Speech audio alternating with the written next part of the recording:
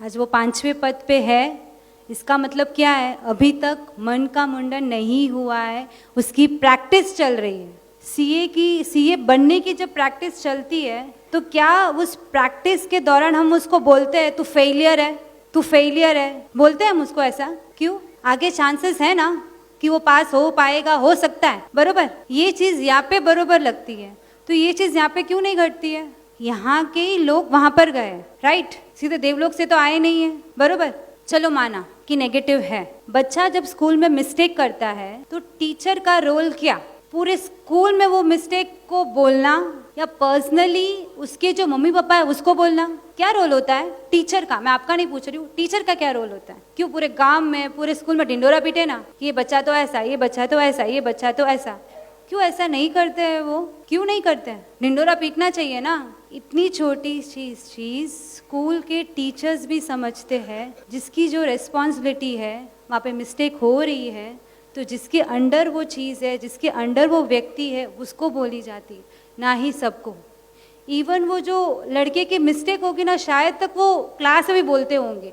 इतनी गंभीरता स्कूल के टीचर्स में है, बट ये गंभीरता हमारे श्रावक श्राविकाओं में नहीं है। बहुत दुख से बोलना पड़ रहा है। मैं 28 को संसार को टाटा बाय बाय करूंगी, राइट, अपने एक मम्मी पापा को छोड़ने वाली हूँ, बरोबर, और मेरे सब श्रावक श्राविका को अपनाने वाली हूँ। किस स्वरूप में? बरोबर। आज मैं कुछ भी गलत करूँ, आज मैं पब में जाऊँ तो मेरे मम्मी पापा मुझे डांटेंगे कि गांव में ढिंडोरा पीटेंगे, कि मेरी फैमिली में ढिंडोरा पीटेंगे कि मारी सोरी तो एवी, मारी सोरी तो एवी, मारी सोरी तो पब में जाए, मारी सोरी तो वटे जाए। ऐसा क्या करेंगे? नॉर्मली आप क्या करते हो? आपके बच्चे को बैड हैबिट्स होती है ना, आप क्या करते हो? गांव में ढिंडोरा पीटते हो? क्या करते हो? जानना है क्या करते हो? सपोज आज मैं इतनी स्ट्रांगनेस के साथ आगे बढ़ रही हूँ, मानो कि कल जाके कुछ हो जाए मुझसे, कुछ मिस्टेक हो जाए, कर्म के उदय से, मेरे उपयोग ना होने से, किसी ना किसी कारण से, मरीचिका हो सकता है तो मेरा तो हो ही सकता है। मतलब ऐसा कुछ बोल नहीं सकते कि भाई मैं केवली होके ऊपर चली जाऊंगी, ऐसा तो नहीं है ना,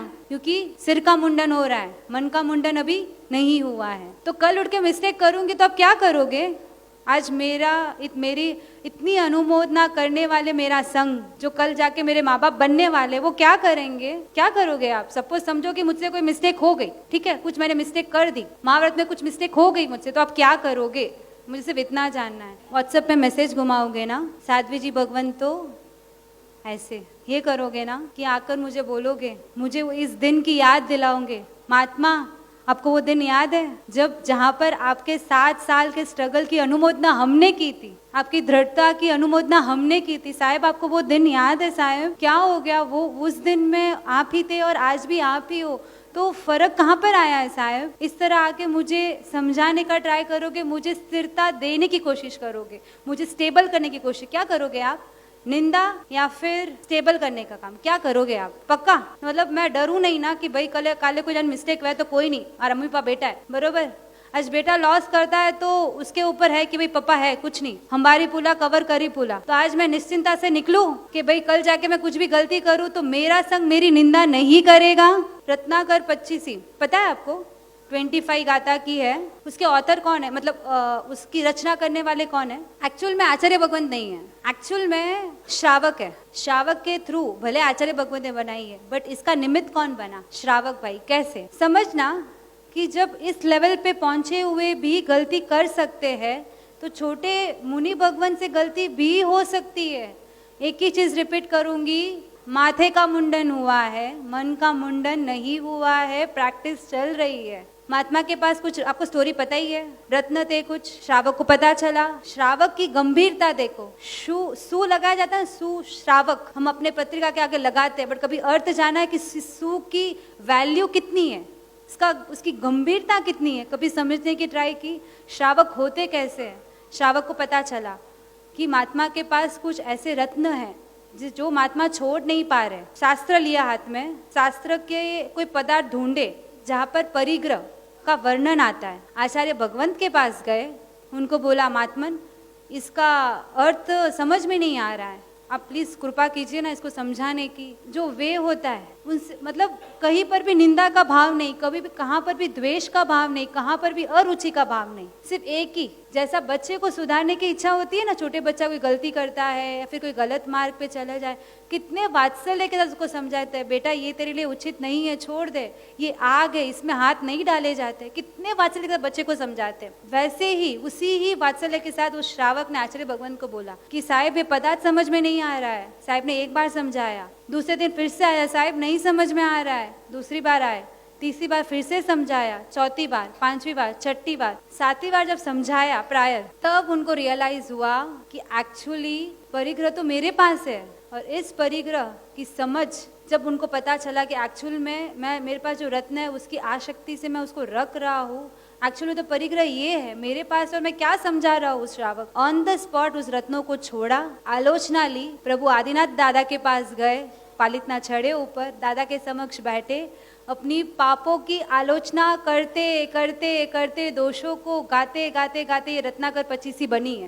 वो कोई रचना के भाव से ऊपर नहीं चढ़े थे, अपनी पापों की आलोचना के लिए ऊपर चढ़े थे। एक एक सीढ़ी, ये मुझसे क्या हो गया, ये मुझसे क्या हो गया, ये मुझसे क्या हो गया, सिर्फ पश्चाताप पश्चाताप, कितनी सीढ़ियाँ होगी ना, हर एक सीढ़िया पे पश्चाताप पश्चाताप, पता नहीं कौन से गुण स्थानक पे वो पहुंच गए कि हमको कोई आइडिया नहीं है।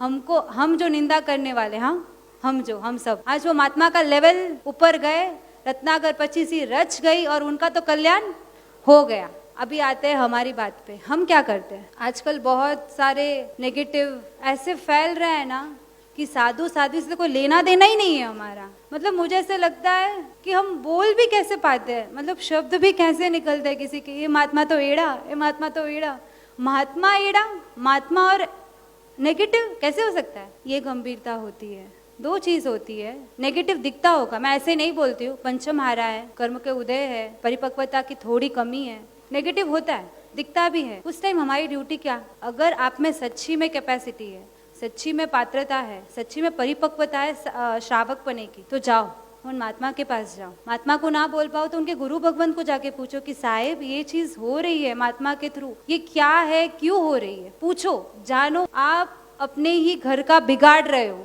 मैं इतना ही बोलूंगी। आप जिस घर में रह रहे हो उसका ही आप बिगाड़ रहे हो, और इसका फल क्या होगा हमको कोई आइडिया नहीं है। अगर आज वो महात्मा गलत थे, बरोबर, पांचवा महाव्रत परिग्रह नहीं रखना, उन्होंने रखा, पाप किया, उन्होंने तो पाप किया, पाप धुल भी गए और उनका तो कल्याण हो भी गया, हमारा क्या। अगर उस श्रावक ने उस टाइम पे पूरे घाम में ढिंडोरा पीटा होता कि ये तो कौन है, ये परिग्रह वाले महात्मा जो अवंदनीय है, तो अगर ऐसा ढिंडोरा पीटा होता तो क्या सही होता? नहीं होता। वो लड्डू का प्रसंग भी आपको याद है, लड्डू के आसक्ति से महात्मा रात को वरने जाते हैं। उस टाइम श्रावक ने क्या किया, श्रावक चाहता है ना तो पूरे गांव को इकट्ठा कर महात्मा की निंदा जबरदस्त बिगाड़ दी होती, जबरदस्त उनकी हिलना कर सकते थे, बट क्या किया, कितना विवेक ना, मतलब क्या जागृति थी श्रावक की। तो मतलब साधु तो क्या होंगे, श्रावक का ये लेवल, साधु भगवान को मार्गदर्शन दे, मतलब क्या लेवल लेके, मतलब क्या लेवल हमारा है, और हम कितने नीचे उतर गए। कहाँ पर होना था और हम कहाँ पर है। क्या पूछा था उन्होंने, लड्डू वराया, ठीक है, हम होते तो क्या बोलते, लड्डू तो छोड़ो, उनको सुनाते कितना कि कोई भवन है कि नहीं, क्या बोलते, सीधा तो सिर्फ शूटिंग होती है, वो समझा तो अब तो है ही नहीं, सिर्फ शूटिंग। उन्होंने क्या वराया, फिर क्या पूछा, साहब पचखान, फिर क्या हुआ, बस यही चीज आपको बोलनी है। अपने ही बच्चे हैं, अपने आपके भरोसे उन्होंने संसार छोड़ा है कि भाई मैं भी आपके भरोसे ही छोड़ रही हूँ, मैं कुछ करूँ तो बिंदास आके मुझे बोलना, मुझे याद दिलाना इस दिन की, इस जगह की, इस क्षण की, कि भाई महात्मन वो दिन याद करो, किस लिए आपको यहाँ पे बैठाया था, किस लिए आपके लिए तालियां बजी थी इतनी सारी, उस क्षण को याद करो। और आपका जो उपकार होगा ना वो गुरु से कम नहीं होगा। उस क्षण, उस पल के लिए आप मेरे लिए वंदनीय बन जाओगे। सबसे बड़ा लाभ है ना, सबसे बड़ा लाभ किसमें गिना जाता पता है, किसी को स्थिरता देने में, स्थिरता यानी स्टेबल करने में, भले वो संसार में हो कि संयम में हो। कभी किसी का माइंड डिप्रेस हो ना, कोई गलत वे में जा रहा हो ना, तो उसको टोको मत, उसको प्यार से समझाओ, वो जो कर रहा है उसको भी गलत मत बोलो। ये क्या है ना, विवेक की बात है जो हम भूल चुके हैं। कोई भी चीज हो, जब वो चीज प्रेम से बोली जाए ना, तो सामने वाला नहीं मानने वाला होता ना, फिर भी वो मानेगा ही मानेगा, क्योंकि वो आपका प्रेम को देख रहा है, आपके प्रेम भरे शब्दों को देख रहा है। कठोरता हमेशा मारने वाली ही होती है,